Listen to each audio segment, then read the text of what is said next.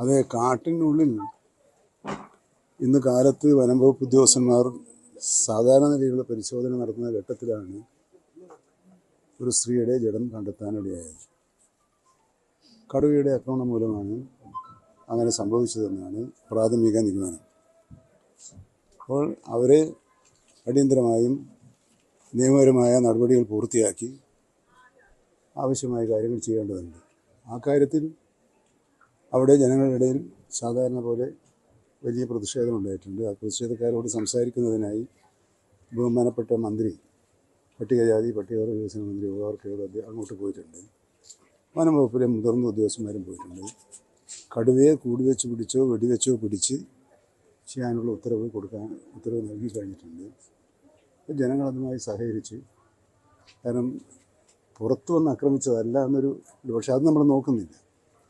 വനത്തിന് പുറത്തു വന്നില്ല, വനത്തിനുള്ളിലാണ് ഇത് സംഭവിച്ചത്. പക്ഷേ അവിടുത്തെ ഞാൻ മനസ്സിലാക്കിയത് അവിടുത്തെ ഒരു വാച്ചറുടെ ഭാര്യയാണെന്നാണ് ഞാൻ മനസ്സിലാക്കിയിട്ടുള്ളത്.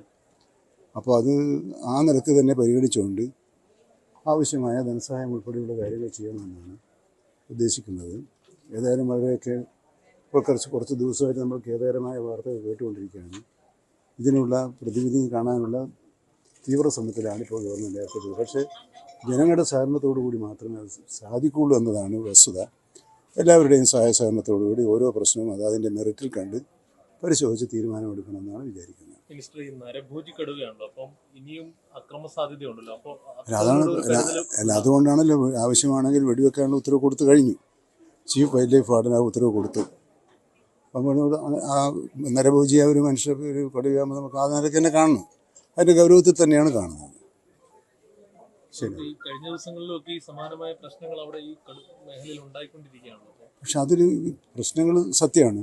പക്ഷെ അതൊക്കെ ഉണ്ടായിക്കൊണ്ടിരിക്കുന്നതിൽ മിക്കവാറും വനത്തിനുള്ളിലാണ്.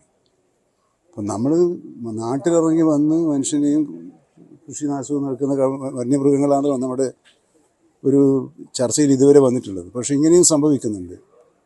അപ്പോൾ അതിൽ മുന്നറിയിപ്പുകൾ ഉൾപ്പെടെയുള്ള കാര്യങ്ങൾ നൽകുന്ന കാര്യത്തിൽ കൂടുതൽ ജാഗ്രത വേണം എന്ന ഒരു സൂചനയാണ് ഇത്തരം സംഭവങ്ങൾ നമ്മുടെ മുമ്പാകെ കാണിക്കുന്നത്.